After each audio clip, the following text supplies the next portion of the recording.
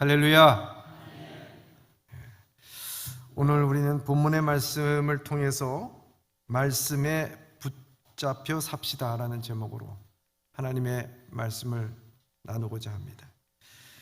바울은 아덴에서 복음을 전파할 때 실패하다시피 해서 거의 쫓겨나다시피 해서 혼자 이 타락의 도시인 고린도로 가게 됩니다. 고린도가 타락의 도시지만 이 고린도를 가게 된 것은 그 아가야 지방, 큰 아가야 지방의 주도가 바로 고린도였기 때문이었습니다.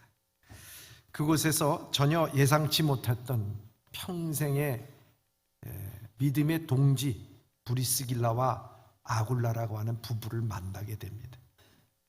또 그들과 함께 직업이 같기 때문에 텐트를 만들어서 거기에서 그것을 팔면서 숙식이 제공되는 가운데서 이 복음을 전하게 됩니다. 안식일에는 유대인 회당에서 복음을 전했습니다. 그러던 중에 마게도냐에서 고린도로 온 실라와 디모데를 만나게 됩니다. 오직 복음을 위해서 객지를 누비고 또 복음 때문에 객지에서 서로 흩어졌다가 복음으로 인해서 객지에서 만났을 때 그 세 사람의 기쁨이라는 것은 이루 말할 수가 없었습니다. 그런데 오늘 본문엔 아주 감동적인 사실을 우리에게 알려줍니다. 그것은 아테네, 에덴에서 복음을 전파의 어려움을 극복하고 다시 바울은 하나님의 말씀에 붙잡혔다는 내용입니다. 하나님의 말씀에 붙잡혀서 유대인들에게 그리스도라고 하는, 그리스도는 예수는 그리스도라고 하는 그런 말씀을 밝히 증언한다는 내용입니다. 오늘 본문의 말씀 5절의 말씀입니다. 시작. 실라와 디모데가 마게도냐로부터 내려오매 바울이 하나님의 말씀에 붙잡혀 유대인들에게는 예수는 그리스도라 밝히 증언하니. 아멘. 여기서 바울이 하나님의 말씀에 붙잡혀라는 이 표현은 말씀에 사로잡혔다는 말입니다. 물론 이전에 이 바울이 하나님의 말씀에 사로잡히지 못한 삶을 살았다는 그런 내용이 아닙니다. 여기서 말씀하고 있는 하나님의 말씀에 사로잡혔다고 하는 그 내용은 매우 감동적이면서 오늘 우리 교회에 우리의 삶이 어떠해야 하는가를 말씀해주고 있는 것입니다. 바울이 평소에 하나님의 말씀에 붙잡혀 살았습니다. 그러나 오늘 이렇게 하나님의 말씀에 붙잡히게 된 계기가 뭐였냐? 그것은 헤어져 있던 실라와 디모데가 마게도냐에서 고린도로 내려와서 그들을 다시 만났기 때문입니다. 바울이 고린도 교회에 쓴 고린도후서 11장 9절에 보면 실라와 디모데는 마게도냐에 흩어져 있는 많은 교회로부터 바울이 이러한 선교 사명을 띠고 있으니 우리가 선교를 후원하는 것이 어떻게 하면 좋을까 하면서 그 헌금을 모아다가 선교사에게 쓰라고 그 헌금을 갖고 내려온 것입니다. 그 액수가 많고 적음이 중요한 일이 아닙니다. 왜냐하면 바울은 이미 스스로 텐트 깁는 일을 통해서 선교 자금을 조달하고 있었습니다. 그런데 이 모든 선교 사역하기 위해서 보내온 이 헌금이라는 것은 돈도 돈이지만 그거보다도 더 중요한 것은 마게도냐에 흩어져 있는 많은 교회들이 이와 같이 관심을 갖고 사랑을 갖고 함께 대해 주었다고 하는 것입니다. 빌립보이든 데살로니가든 베레아든 다 초신자들인데 정말 바울을 사랑하는 마음으로 복음의 빚진 자인 마음으로 또한 복음을 전하기를 강렬하게 원하는 마음으로 이 선교 헌금을 십시일반 모아서 이 바울에게 보냈다는 사실은 바울이 감동할 수밖에 없었습니다. 굉장히 큰 힘이 되는 것입니다. 또 자기보다 젊은 실라와 디모데가 다시 합류하게 됐으니 그 일에 대해서 얼마나 힘을 받겠습니까? 그것이 분명한 것입니다. 실라와 디모데는 바울이 주도하는 그저 전도팀에 어쩌다가 합류한 사람이 아니었습니다. 이들은 너무나도 이 바울에게 있어서 영적으로 중요한 이 동력자였습니다. 생명을 나누는 형제들이었습니다. 정말 가족과 같은 존재였습니다. 말년에 바울이 에베소에서 이 목회자 디모데에게 보내는 디모데 전서를 쓰게 됩니다. 그 편지에 보면은 이 바울이 디모데에게 대해서 어떤 감정을 갖고 있는지를 고스란히 드러날 수가 있습니다. 디모데후서 1장 3절 4절 세 번역으로 한번 읽어보도록 하겠습니다. 시작. 나는 밤낮으로 기도할 때에 끊임없이 그대를 기억하면서 하나님께 감사를 드립니다. 나는 그대의 눈물을 기억하면서 그대를 보기를 원합니다. 그대를 만나봄으로 나는 기쁨이 충만해지고 싶습니다. 아멘. 바울이 이 디모데 전후서를 쓸 때는 로마 감옥에서 참수를 당하기 전에 이 디모데를 생각하면서 쓴 거예요. 누군가가 이 세상을 떠나기 전에 보고 싶은 사람에게 편지를 쓸 때는 얼마나 구구절절한 마음이 그 가운데 있겠는가 하는 거예요. 이 마음을 보면 내가 밤낮으로 기도할 때 끊임없이 그대를 기억하며 하나님 앞에 감사를 드리고 당신을 기억하며 하나님 앞에 감사를 드립니다. 나는 그대의 눈물을 기억하면서 그대를 보기를 원하고 그대를 만나봄으로 나의 기쁨이 충만해지고 싶습니다. 라고 하는 그 내용입니다. 보통의 관계가 아닙니다. 영적으로 바울은 디모데를 사랑했습니다. 아니, 나이는 디모데보다 어리지만 존경했습니다. 그리고 무엇보다도 바울이 여러 가지로 어렵고 힘들 때마다 디모데를 생각만 하면 힘이 불끈불끈 솟아나고 다시 한번 그 사역에 대해서 불을 붙일 수 있을 정도로 그렇게 생명적인 관계요, 힘을 주는 그런 관계였다 하는 것입니다. 바울은 디모데의 이름과 함께 실라의 이름도 자기의 편지에 썼습니다. 실라라고 하는 이름은 로마식 이름인데 실루아노입니다. 실라 역시 바울에게 디모데처럼 소중한 영적인 동조였어요. 그는 만나기만 하면 영적인 기쁨이 충만했고 서로 얼굴만 보아도 영적인 힘과 격려를 주고받고 있으며 눈빛만 봐도 깊은 영적 교제를 나눌 수가 있었습니다. 바울과 실라와 디모데가 단순히 인간적인 친분이 아니라 이런 영적인 동력자의 관계, 주님 안에서 생명을 나눈 가족의 관계였기 때문에 고린도에서 실라와 디모데가 마게도니아에 있는 교회들의 헌금을 갖고 와서 바울 선생님, 이렇게 선생님의 선교를 돕기 위해서 그들이 십시일반 모아서 바자회를 하고 김치 팔고 뭐 팔고 해서 그 선교 헌금을 마련해서요 이렇게 가져왔습니다.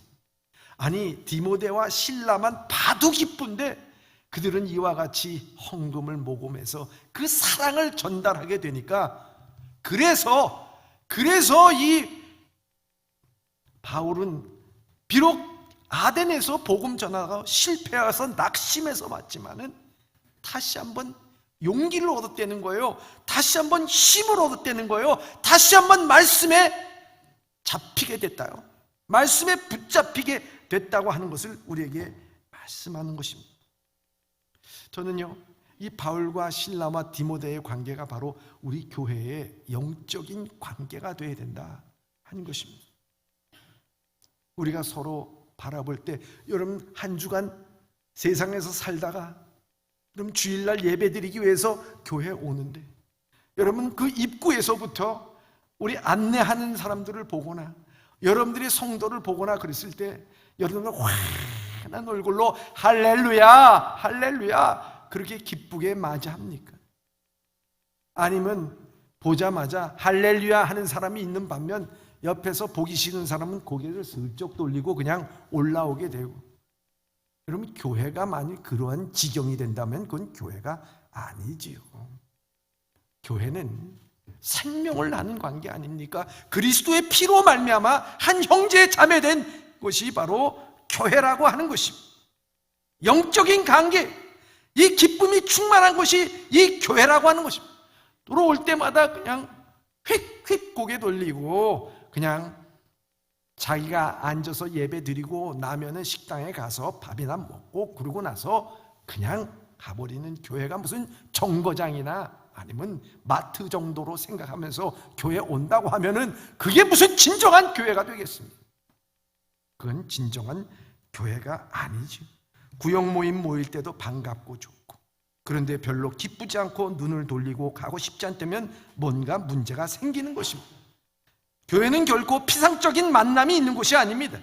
이곳에는 우리와 함께 있지만 서로 간의 교제가 있는 것이 아니라 잠깐 예배의 자리를 지키다가 끝내 가서 테이블에 앉아서 커피나 한잔 마시고 가는, 이런저런 얘기를 하다 헤어지는, 그리고 일주일 동안 아무 상관없이 사람처럼 따로 살다가 일주일 지나서 교회에 다시 모이는, 그것이 교회가 아니라고 하는 것입니다. 교회는 삶을 나누고 생명까지 나누고 진정한 사랑과 믿음의 공동체가 되어야 될 줄 믿습니다.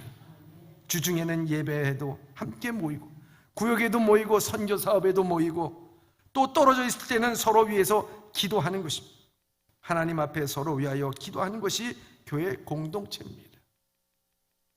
지난주 우리는 우리 교회의 어른이시면서 기둥과 같은 우리 고선용 장로님의 장례식이 있었습니다. 장로님은 우리 교회를 시작할 때부터 이미 그때 우리 장로님은 은퇴하셨던 상황이었습니다. 그럼에도 불구하고 한결같이 우리 예범교회가 든든하게 서가기 위해서 음으로 양으로 뒤에서 말없이 모든 것들을 다 지원하고 기도하고 모든 것들을 같이 해 주셨습니다. 노구의 몸을 이끌고 라오스 선교에 2번이나 다녀오셨습니다. 뿐만 아니라 이 교회가 조직교회가 되고 든든히 서가기 위해서 필요했던 모든 조직과 제도와 이런 것들을 마련하기 위해서 노고의 몸을 이끌고서 저 시골에 있는 교회에서 노회가 열리면 그곳에 가서 참여를 같이 하시고요. 그래서 이 교회가 노회에 가입되고 또 목회자가 위임받는 모든 상황이 만들어지고 이런 모든 교회가 체계가 잡히기까지 묵묵히 함께 하면서 그 모든 일들을 감당하셨던, 정말 예범교회의 큰 기도, 아니 키도 크시지만 정말 젠틀맨이시고 미남이셨고 교회 포스터고 그리고 마스코트였어요.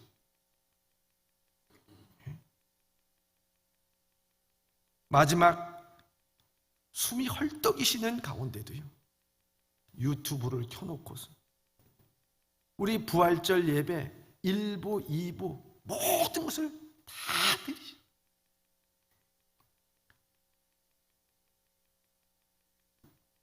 성도들이 많이 사랑하고 존경하고 많이 의지했을 것입니다. 저도 마찬가지입니다. 장로님을 통해서 점차 목회도 배워가고 성장해 갔습니다. 마치 바울과 실라와 디모데의 관계처럼 만남은 늘 기쁘고 즐겁고 늘 교회 걱정과 하나님 나라를 위해서 힘썼던 장로님. 사랑했던 사람이 우리 곁을 떠났을 때 그 자리가 커 보이는 법입니다. 그런데 그 빈자리가 커 보이는 것을 장로님은 저 하늘나라에서 원치 아니했을 것이다 한 것입니다. 그리고 이렇게 말씀하실 것입니다. 이제 그 자리를 여러분의 사랑으로, 여러분들의 기도로서 채워주십시오. 여러분들이 고선영 장로님이 되시고 여러분들이 그 기도의 자리를 채우고 그 사랑의 자리를 채워달라고 아마 장로님은 그렇게 말씀하지 않을까 생각이 됩니다. 그때 우리는 그 말에 네, 우리가 채우겠습니다. 저도 누군가의 장로님과 같은 존재가 되겠습니다. 나도 누군가에게 바울과 같은 존재가 되고 누군가의 실로와 디모데와 같은 존재가 되겠습니다. 이런 관계. 그랬을 때 이 교회는 너무나도 아름답고 든든하고 말씀에 붙잡힌 모든 사람들이 힘과 능력으로 나가게 될 줄 믿습니다. 바울과 실라와 디모데가 온 때부터 예수님만 그리스도라고 더욱 이 바울은 힘있게 증거하고, 그때 어떤 일이 벌어집니까? 오늘 사도행전 18장 6절에 이렇게 말씀하고 있습니다. 시작.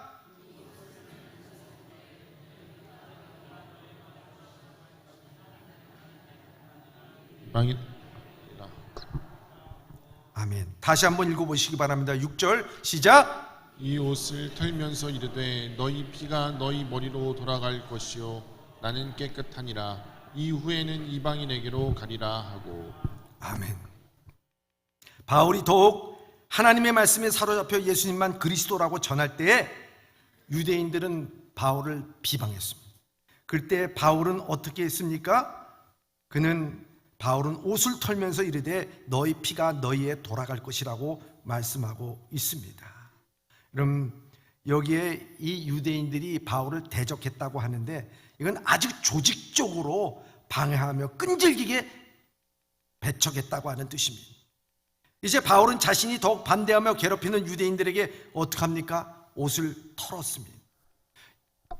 유대인들에게 보면 이방 지역에 있다가 돌아올 때는 이방 지역에 있었던 모든 먼지들을 다 털어버리고 자기의 이스라엘로 돌아오게 됩니다. 이 말은 다른 것이 아니라 자기들이 성별되었다라고 하는 뜻으로 그런 행동을 하는 것입니다. 근데 똑같은 고린도 땅이 아니겠습니까? 이방인 땅이에요. 누가복음 9장 5절에 보면 예수님이 제자들을 둘씩 묶어서 전도를 보낼 때에 뭐라고 말씀하시냐면 누구든지 너희를 영접하지 아니하거든 그 성에서 떠날 때에 너희 발에 먼지를 떨어 버려라 이렇게 말씀하셨어요. 그 말은 이 땅이 저주받은 땅이니까 저주나 받아라 하고 떠나는 것이 아닙니다. 거기에 더 이상 미련을 두지 말아라 하는 것입니다. 바울도 마찬가지입니다. 이 유대인들이 복음을 전했지만 그들이 대적을 하니까 먼지를 떨어버렸어요. 그러니까 야 너희들은 지옥에나 가라 하면서 저주를 퍼붓는 것이 아닙니다. 내가 너희들에게 복음을 전했지만 너희들이 받지 않는 것은 너희들의 책임입니다. 그것을 분명히 하는 것입니다. 우리가 주의 복음의 말씀을 듣고서 우리가 기뻐서 우리가 믿지 않는 자들에게 복음을 전하고 그들에게 섬김을 다하고 우리가 전할 모든 것들을 다 하는데도 불구하고 그들이 받지 않는다고 하면은 그것은 우리의 책임이 아닙니다. 그런데 우리가 전하지도 않고 그들에게 섬기지도 아니하면서도 그들이 복음을 받지 않는다고 하면 그 피가 누구에게 돌아갔느냐? 우리에게 돌아간다 그랬어요. 그래서 여기에서 이 바울은 무엇을 의미하느냐? 이 유대인들을 향해서 자기 동족들을 향해서 끝까지 복음을 전하고 말씀을 전했지만 그들은 받지를 않았다는 것입니다. 거부했다고 하는 것입니다. 그렇게 됐을 때 거기에 더 이상 미련을 두지 않습니다. 그러면서 이 바울은 나는 이방인에게 복음을 전하기 위해서 가노라 하면서 하나님께서 그에게 맡겨진 사명에 그는 집중하겠다고 하는 것을 말씀하고 있는 것입니다. 이와 같이 오늘도 우리가 복음을 전하는데 최선을 다하는데 거부하는가? 그것은 여러분들을 거부하는 것이 아니라 하나님을 거부한다는 것이고 그분들은 종교를 거부하는 것이 아니라 하나님을 거부하는 것이라는 것을 우리가 알아야 되는 것입니다. 지금 복음을 듣기 위해서 갈급해하는 이방인들을 향해서 나는 가서 복음을 전하겠다고 말씀하고 있습니다. 사랑하는 예범의 성도 여러분, 누군가 앞에서 먼지를 털어본 기억이 있습니까? 아니면 누군가 앞에서 먼지 털림을 당한 기억이 있습니까? 여러분, 복음 전하기에 최선을 다했는데도 불구하고 여러분들 마음을 다했는데도 불구하고 받지 않는 그 사람에 대해서 야 지옥이나 가라 그런 것이 아니라 나는 여러분들에게 최선을 다했습니다. 얼마나 무서운 말인지 모릅니다.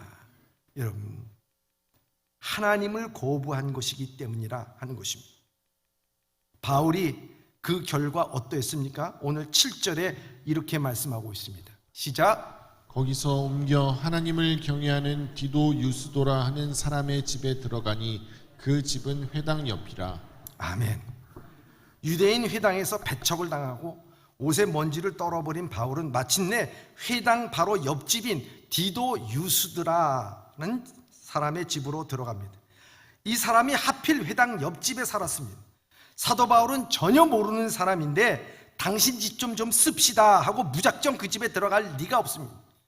유대인의 회당에서 배척당한 바울이 그 집에 들어간 것은 집주인 디도 유스드라는 사람이 바울을 자기 집으로 맞아들였기 때문입니다. 바울 회당에서 거부당하니까 그럼 우리 집에 오셔서 맞아 가르쳐 주십시오. 복음을 꼭 전해 주십시오 라고 한 것입니다. 이게 디도 유스드라 하는 이름은 로마식 이름입니다. 라틴어로 말하자면 티티우스 유스투스라는 말입니다. 다시 말하자면 디도 유스두는 로마 사람, 이 고린도에는 로마 사람, 헬라 사람, 유대인 여러 사람들이 다 섞여서 살았어요. 그런데 본문에 보면 이 사람은 하나님을 경외하는 디도 유스도라고 소개하고 있습니다. 이것은 그 당시 로마인이면서도 유대인이 믿는 하나님에 대해서 개종을 하거나 아니면 개종하고 싶어서 그 회당에 가서 그 말씀을 들었던 사람입니다. 그 말씀을 듣는데 가만 보니까 바울이라고 하는 사람이 와서 예수는 그리스도다 말씀하시면서 우리를 위하여 십자가에 돌아가신 예수 그리스도에 대해서 복음을 전파하게 됩니다.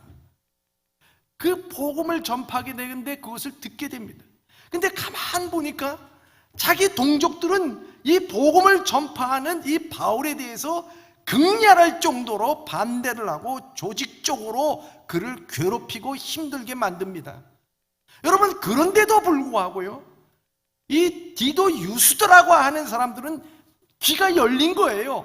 그래서 그 복음을 받아들이기 시작합니다. 그 말씀을 받아들이기 시작합니다. 놀라운 역사 아니겠습니까, 여러분? 아무리 방해를 하고 아무리 여기에서 못 믿게 한다 할지라도요, 하나님께서 구원코자 하는 그 백성에게 대해서는 그 귀를 열어주셔서 하나님의 말씀을 듣게 하여 주시는 하나님의 놀라운 역사가 있는 줄 믿습니다. 얼마나 중요한지 모르겠어요. 그래서 참된 신앙은요, 연륜이 아닙니다. 직분이 아닙니다. 무슨 소유했다는 게 중요한 것이 아니라고 하는 것입니다. 참된 신앙은 언제나 생명의 복음에 대해서 어떤 반응을 하느냐, 그것이 중요한 것입니다. 그래서 바울이요, 이 누가와 함께 복음을 그 비시디아 안디옥에서 전했을 때 어떻게 했습니까? 그 복음을 전하는 가운데 사도행전 13장 48절에 보면 이방인이 듣고 기뻐하여 하나님의 말씀을 찬송하며 영생 주기로 작정한 자들은 다 믿더라, 이렇게 말씀하고 있어요. 영생 주기로 작정한 사람은 다 믿었다는 거예요. 아무리 주변에서 방해를 하고 떠들고 밀치고 조직적으로 폭력적으로 그걸 방해를 한다 할지라도 하나님께서 귀를 열어주시고 눈을 열어주시고 마음을 열어주신 자들에게는 하나님께서 믿게 만들고 또한 그의 복음이 들어서 생명의 복음의 말씀으로 새로워지더라 하는 것을 우리에게 말씀하고 있습니다. 그래서 디도 유스도라는 이 집이 고린도 교회의 첫 교회가 되게 됩니다. 거기에서 복음이 전파되게 됩니다. 거기서 하나님 나라의 확장이 이루어지게 됩니다. 근데 놀라운 역사는요, 생명의 역사가 거기서 그치지가 않습니다. 사도행전 18장 8절, 오늘의 본문의 말씀 8절에 보면 이렇습니다. 시작. 또 회당장 그리스보가 온 집안과 더불어 주를 믿으며 수많은 고린도 사람도 듣고 믿어 세례를 받더라. 아멘. 그런데 회당장 옆집에 사는 디도 유스두가 믿는 게 아니라 이제는 아주 회당장이 믿게 됐다는, 회당장 그리스도보가, 여러분 아마 그 디도 유스두가 있었던 그 회당이 아니라 유대인들이 흩어져 있을 때, 그때 당시는 남자 유대인들 10명만 있으면 회당을 만들 수가 있었습니다. 그래서 그 회당장들이 서로 각기 경쟁을 했어요. 어느 회당에 사람들이 많이 몰리는가, 어디에 유명한 랍비를 세워서 사람들이 많이 모이는가 경쟁을 했어요. 근데 보니까 저쪽에 사람들이 많이 바글바글 모여요. 보니까 거기에 바울이라고 하는 사람이 있어요. 바울이가 무슨 얘기를 하나 가서 들어봤어요. 회당장이면서 율법에 정통한 이 사람도 바울의 말씀을 듣다 보니까 여기에 생명의 진리의 말씀이 있구나. 그러면서 그 바울을 모셔다가 자기 집으로 초청까지 합니다. 그리고 거기에서 복음을 받게 되는데, 이 복음을 받은 것이 자기만 받은 것이 아니라 온 집안과 더불어 주를 믿으며, 온 집안과 더불어 주를 믿었다 그랬어요. 뿐만 아니라 수많은 고린도 사람들이 듣고 믿어 세례를 받았더라 이렇게 돼 있어요. 여기 보면은요, 주를 믿으며 세례를 받더라 이 말이요, 미완료 시제로 돼 있어요. 다시 말하자면은 한 번, 두 번으로 인해서 그 집에서 예배드리고 그쳤더라 이게 아니고, 계속하여 믿는 사람들이, 계속하여 세례받는 사람들이 이 그리스도 회당장 집에 차고도 넘치게 됐더라는 거예요. 집이 메어 터지도록 이런 역사가 일어나기 시작합니다. 두렵고 떨리는 마음으로 실패해서 이 고린도에 왔지만 사랑하는 실라와 디모데를 만나게 되고 그 사랑을 전해받으니까 힘과 용기가 나요. 말씀에 사로잡힌 후에 그의 사명이라는 것이 놀라운 역사가 일어나기 시작하고, 이와 같은 놀라운 역사가 일어나는 것을 볼 수가 있습니다. 그래서 이 고린도 교회는 바로 이와 같이 디도 유스라고 하는 집에서부터 시작해서 그리스도 회당장의 집에까지 놀라운 역사가 일어나며 복음을 받는 자들과 세례받는 자들이 점차 그 수가 늘어나게 됐다고 하는 것입니다. 성령의 바람이 불기 시작했습니다. 여러분, 성령의 바람이 불기 시작하면은 그때 여러분들이 무슨 일이 일어나는 줄 아십니까? 오늘 본문의 말씀에 우리에게 아주 중요한 말씀을 해주고 있습니다. 그것은 바로 9절의 말씀입니다. 시작. 밤에 주께서 환상 가운데 바울에게 말씀하시되 두려워하지 말며 침묵하지 말고 말하라. 아멘. 여러분, 밤에 주께서 환상 가운데 이 바울에게 나타납니다. 그래서 3가지 명령을 합니다. 그것은 첫째는 두려워하지 말라, 두 번째는 침묵하지 말고, 세 번째는 말하라. 계속 말하라. 여러분, 복음을 안 전했습니까? 말 안 했습니까? 그가 움츠려 들었습니까? 아닙니다. 그럼에도 불구하고 이 밤에 하나님께서 나타나셔서 주께서 환상 가운데 바울에게 이와 같이 두려워하지 말고 침묵하지 말고 말하라 이렇게 말씀하시는 이유가 무엇입니까? 여러분, 이것을 아셔야 됩니다. 복음과 말씀이 왕성해질 때, 교회가 부흥하고 성장할 때 거기에 비례해서 나타나는 게 뭔 줄 아십니까? 그것은 사단의 역사도 그만큼 일어난다는 사실입니다. 여러분, 우리 신앙이 더 뜨거워지면 뜨거워질수록 여러분, 가정의 핍박이 더 심해질 수가 있습니다. 우리가 은혜를 받아서 더욱더 하나님 앞에 헌신하면 헌신할수록 여러분들의 가정이 조용할 것 같습니까? 아닙니다. 평소에 가만히 있었던 남편이, 평소에 가만히 있었던 아내가 들고 일어납니다. 자녀들이 비행을 저지르게 됩니다. 사업이 힘들게 됩니다. 어려워집니다. 거꾸로집니다. 그 당시 고린도 교회에 있던 많은 수많은 유대인들, 그렇지 않아도 저 바울이 미워 죽겠는데 보니까 점차 그 세력이 왕성해지기 시작합니다. 그러니까 어떻게 됩니까? 더 악랄해지고 더 조직적이 되고 그 다음에 더 협박적이 되고 나중에는 이 바울을 사회 법정에다 고소까지 하는 그런 일까지 벌어지게 됩니다. 여러분, 아무리 복음이 들고 힘을 얻어가지고 막 복음을 전해도요, 누군가 옆에서 말하기를 너 여기 떠나. 너 같은 거짓말쟁이가 어떻게 여기 와가지고 그래. 넌 네 병도 고치지 못하면서 너 내일 살아있을 것 같아? 너 반드시 죽일 거야. 막 이런 협박이요, 막 몰아치고 그를 흔들어버리면 어떡하겠습니까? 아무리 바울이라도 그 마음 가운데 복음을 전하고 이 브리스가 아굴라의 집에 도착했을 때 그 저녁에는요, 낙심하는 거예요. 나 이거 더 해야 돼. 이거 계속 해야 돼. 하나님께서 여기 떠나라는 것 아니야? 걸핏하면 그렇다면 뭔가 자기가 시련이 있고 어려움이 없으면은 그 다음에 이게 하나님의 뜻인가 보고 휙휙 떠나면 거기에 무슨 하나님의 역사가 있냐고요. 예? 오늘 여기 주신 게 그거거든요.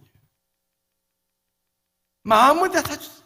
여러분, 신앙이 있고 믿음이 있어서요, 참 열심히 하면 저분은 참 신앙이 있어, 믿음이 있어.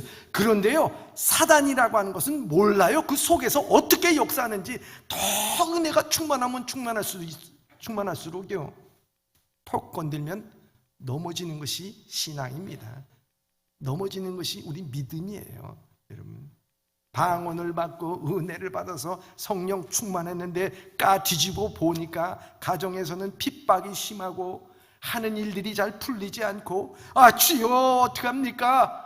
마음의 혼란과 걱정과 염려와 막 갈등이 뒤섞여 가지고 그 혼란이 있는 거예요. 그때 주님께서 말씀하신 거예요. 야, 두려워하지 마. 침묵하지 말라고 계속해. 그 말씀하신. 야, 두려워하지 마. 내가 너와 함께 하는 거야. 걱정하지 마. 내가 너와 함께하고 너 앞으로 이끌어주고 뒤에서 밀어주고 내가 너를 감싸주고. 계속해서 말고 침묵하지 마. 침묵하지 마. 계속해서 말해. 그 말씀을 해주고 있는 것입니다. 얼마나 그 마음속에 얼마나 힘이 되겠습니까? 그 악랄한 수법 속에서도 우리에게 공격을 하다고 해요. 바울이 그런 마음 가운데서 오직이나 그런 마음이 있었으면 주님께서 환상 중에 나타나서 그런 말을 했겠는가 하는 것입니다. 사랑하는 예범의 성도 여러분, 오늘도 마찬가지입니다. 오늘도 우리의 신앙이 더 깊어지면 깊어질수록 우리 가운데서는요, 더 사단의 세력들이 더 반대급부적으로 우리를 무너뜨리려고 하는 역사가 있다는 것을 반드시 기억할 때 오늘 이 말씀, 주님께서 우리 환상 중에 나타나서 야, 두려워하지 마. 침묵하지 말고 계속 말하라고 하는 주의 음성을 들으면서 용기를 얻기를 바랍니다. 이런 말을 했을 때요, 거기에서 떠나지 않습니다. 그리고 11절에 보니까 이렇게 돼 있어요. 11절 시작. 1년 6개월을 머물며 그들 가운데서 하나님의 말씀을 가르치니라. 아멘. 여러분, 18개월을 머문다는 것은요, 굉장히 머문 겁니다. 예배소 교회에 3년 6개월 머문 것 다음으로 가장 길게 머문 것이 바로 이 고린도 교회. 고린도에서 그는 복음을 전파했습니다. 그래서 이 고린도 교회에서 복음을 전파하면서 거기서 이 데살로니가 전후서를 쓰게 됩니다. 이 바울의 편지인 11개의 서신서를 볼 때 거기에 4분의 1인 데살로니가 전후서를 써요. 가장 타락하고 힘들고 도망가고 싶었던 그곳에서 믿음과 신앙과 우리의 모든 것을 정립할 수 있는 데살로니가 전후서를 쓰는 놀라운 역사가 일어나게 됩니다. 주님은 낙심한 바울에게 용기와 격려를 위해서 다음과 같은 말씀하고 있습니다. 사도행전 오늘 본문의 말씀 10절의 말씀입니다. 시작. 내가 너와 함께 있음에 어떤 사람도 너를 대적하여 해롭게 할 자가 없을 것이니 이는 이 성중에 내 백성이 많음이라 하시더라. 아멘. 주님은 다음과 같이 말씀합니다. 내가 너와 함께 있다. 바울아, 걱정하지 마. 그들이 아무리 너를 죽인다고 하고 너에게 상처 주는 말을 하고 너에게 힘들게 말한다 하더라도 걱정하지 마. 내가 너와 함께 있어. 어떤 사람도 너를 대적하고 해롭게 할 자가 없단다. 걱정하지 말고 염려하지 말고 그것을 붙잡고 나가. 왜? 이 성중에는 내 백성이 많다 하는 것입니다. 다시 말하자면은, 얘야, 이 성중에 네가 여기에서 힘들고 어려워서 떠나겠다고? 그러지 마. 여기는 내가 구원하고자 하는 많은 백성들이 아직도 이 고린도의 지역에 있어. 그러니 염려하지 마. 걱정하지 마. 하나님께서 너와 함께 하실 거야 하면서 그를 붙잡아 주시는 것입니다. 아무리 너의 대적자가 해롭게 한다 할지라도 바울이 어디를 가든지 하나님께서 함께하여 주신다. 그 유대인들이 싹 사라질 것이라고 하는 말이 아닙니다. 이것은 유대인들이 아무리 괴롭힌다 할지라도, 끈질기게 그를 죽이려고 할지라도 바울이 결코 너를 무너뜨리지 못하도록 내가 뒤에서 너를 안아주고 앞에서 너를 이끌어주고 너를 감싸주면서 어떤 대적도 네 사명을 감당하기에 부족함이 없도록 내가 다 지켜줄 테니까 오늘 너를 통해서 이와 같이 갈급한 심령들의 그 사명을 잘 감당하기 바란다 하는 것을 하나님께서 말씀하시지. 지금 비록 어려운 상황이지만 모든 것을 통해 너의 헌신을 통해 상상할 수 없는 나의 뜻이 반드시 이루어질 것이라고 약속하고 있는 것입니다. 고린도후서 4장 8절에서 9절에 세 번역으로 한번 읽어보겠습니다. 시작. 우리는 사방으로 죄어들어도 움츠러들지 않으며 답답한 일을 당해도 낙심하지 않으며 박해를 당해도 버림받지 않으며 거꾸러뜨림을 당해도 망하지 않습니다. 아멘. 사랑하는 예범의 성도 여러분, 여러분들이 힘들 때, 어려울 때, 떠나고 싶을 때, 괴로울 때 여러분들은 이 말씀을 여러분이 고백할 수가 있겠습니까? 우리는 사방으로 죄어들어 움츠러들지 않습니다. 나 답답한 일을 당해도 낙심하지 않습니다. 박해를 당해도 버림받지 않습니다. 거꾸로팀을 당해도 저 절대로 망하지 않습니다. 주의 약속의 말씀을 붙잡고 나는 늘 회복될 것입니다. 어떤 상황이든지 나와 함께 하시는 주님을 저는 믿습니다. 여러분, 오늘 우리가 살아가는데 내 눈에 보이는 현상이 다가 아니에요. 여러분들이 한 치 앞을 어떻게 내다볼 수가 있겠습니까? 뭐가 잘 된다고 교만할 필요가 없어요. 안 된다고 낙심할 필요도 없어요.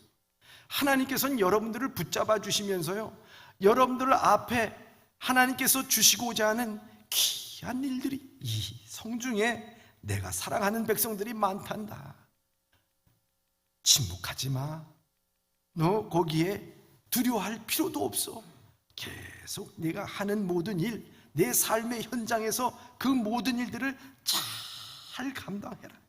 이 사명을 달아다 보면은 하나님께서 우리에게 주신 은혜를 붙잡고 늘 우리는 승리하게 될 줄 믿습니다. 사랑하는 예범의 성도 여러분, 그렇기 때문에 우리는 말씀에 사로잡힌다는 게 뭐겠습니까? 말씀에 잡힌다는 게 뭐겠습니까? 바로 이와 같이 내 상황이 어땠든 간에 하나님께서 나와 함께 하시고 생명의 관계가 교회 안에 이루어지고 이들을 통해 하나님의 말씀을 붙잡고 낙심되는 일이 있다 할지라도, 힘든 일이 있다 할지라도, 괴로운 일이 있다 할지라도, 나를 무너뜨리려고 하는 일이 있다 할지라도 주님께서는 내가 너와 함께하며 너의 대적들로 인해서 내가 무너지지 않겠다고 하신 주의 음성을 듣고 우리는 늘 승리하게 될 줄 믿습니다. 저는 이 말씀을 묵상하면서 누군가 나를 위해 기도하네, 이 찬양이 제 마음속에 들어왔어요. 뿐만 아니라 우리 고선영 장로님, 이미 우리 곁에는 없지만 늘 저를 위해서 기도하고 우리 교회를 위해서 기도했던 그 기도가 이제 여러분들의 몫이 돼서 이 기도를 다 할 수 있고 이 사랑과 섬김을 다 할 수 있는 우리 예범의 성도들이 다 되시길 주님의 이름으로 축원합니다. 오늘 주님께서 누군가 날 위해 기도하네.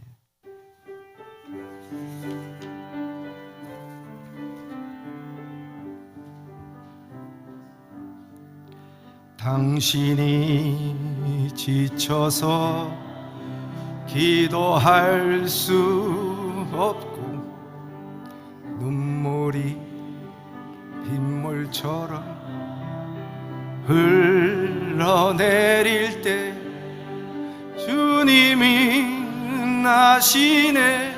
당신의 약함을 사랑으로 돌봐주시네. 누군가 널 위하여 누군가 기도하네. 내가 홀로 외로워서 마음이 무너질 때 누군가 널 위해 기도하네.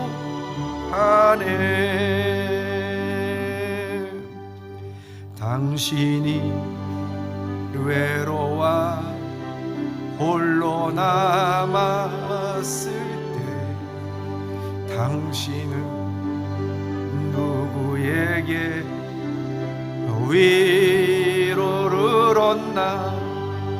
주님은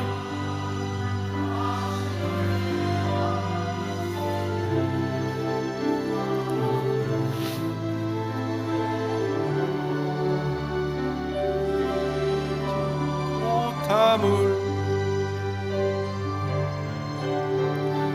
조용히 그대 위해 누군가 기도하네.